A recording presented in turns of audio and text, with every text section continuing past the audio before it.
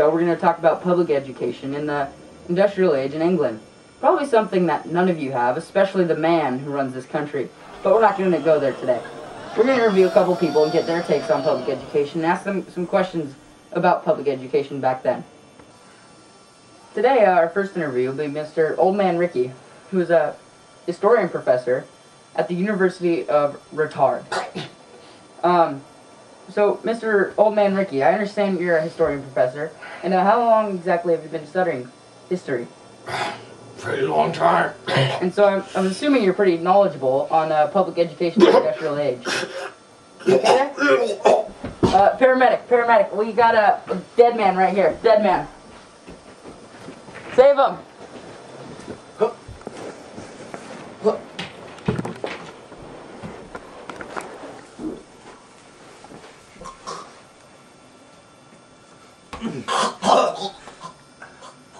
He's dead. So here we are today with Mr. Ricky Reitler, whose father just passed away on the show, unfortunately. I'm sorry for the loss of your father. As you can see, I'm crushed. So anyways, I hear you followed your father's footsteps and became a historian professor also. Yes, I teach at the South Harmon Institute of Teaching, which I consider to be a better school than the one my father taught at. You see the little brat. Does he know about this? Well, he's dead, so no. Good point. So how well are you on the subject of public education in the industrial age in England? I consider myself an expert. You can see the little brat. You gonna be like this all night? I make no guarantees. Sound like me and my wife. So here's a few questions for you about it. What was the basic requirement for children in school? Well, the basic requirements for children in school consisted of reading, writing, and arithmetic. The children were also taught punctuality, disciplined work habits, and patriotism to their country. In fact, by 1881, children in England had to attend school. Okay, so be loyal to your country while you're learning. Makes sense. It sounds like nowadays. Mm-hmm. So how did education change at the elementary level? Well, it began to change when more kids began to attend school due to the Industrial Revolution. Because of this rise in attendance, the teachers began to attend school to become more knowledgeable in their subjects. Okay, so teachers became smarter. That's good. I'm hoping my kids' teachers are Yes. smart enough. So how did education change at high school level? Well, it began to change at the high school level when they began to teach the classical languages, such as Latin and Greek. Along with that, history and mathematics. Okay, so that's good. Well, I appreciate you coming on the show today, and I really appreciate everything you shared with us. So, thank you, and I hope to keep in touch with you and learn some more stuff from you. So, give a round of applause for Mr. Ricky Reitler over here, and that was good stuff that he did. Our next interview today is Mr. Nicholas Tran, who's a student at UCI, California currently. So let's welcome Nick out, and to make him feel special, we'll give him a little confetti. Thank you, Douglas. So, Nick, I understand you are working on becoming some sort of teacher or professor in history. So what are you going for, your master's, bachelor? No, I'm going for my PhD, actually. Oh, PhD, go big or go home? Yep, you know it. Okay, it's the only way to go, isn't it, nowadays in this economy? Yep. So how well is your knowledge about the public school system in the industrial age? Well, why don't you tell me and test me out? Okay, sounds good. So a few questions for you. Who could afford to send their children to school and who couldn't? Well, really, it's just the higher class and the middle class would most likely be able to send their kids to higher level of education, while the lower class may only be able to stay at the lower elementary, maybe that level-ish. Yeah. So mainly the upper class and the middle class could afford to send their kids to school, and then the working class was a little lucky. Yeah, it's mostly about what jobs they had and So like how much time. The bourgeoisie class maybe could send their kids to school. Maybe, yeah. Okay.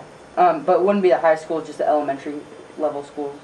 Really, the elementary school level would be for everybody, and then after that, for high schools and stuff, that's a whole other story. Okay, so describe the curriculum at colleges and universities, and then who usually attended and who didn't. Well, the curriculum composed of mostly philosophy, ancient history, language. I'm sorry, what were you saying? I was saying that the curriculum comprised mostly of ancient history, language, philosophy, law, and religion. And then later in the 1800s, they even added in sciences, which comprised of chemistry and physics. Okay, so they didn't have everything we have nowadays. No, but they were pretty close. Just enough to get those kids educated. Yep. become almost entrepreneurs or something. Yeah. So how has education changed throughout the years, and how has it stayed the same?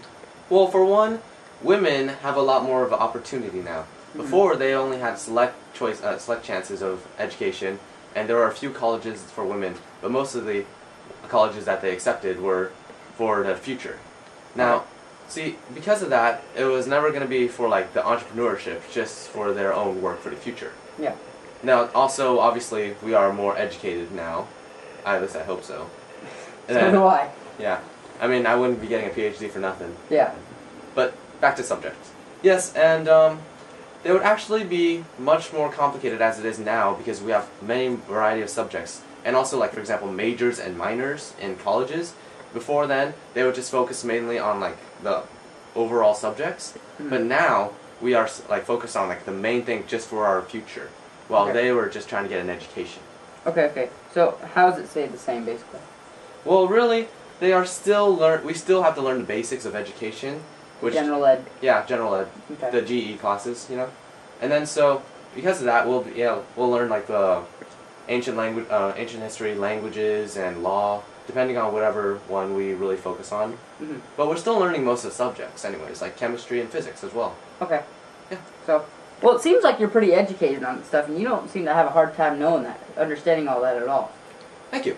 So, I do thank you for coming out here today, and Well, I hope to have you back on the show sometime soon, and when we have more questions about ancient history type stuff.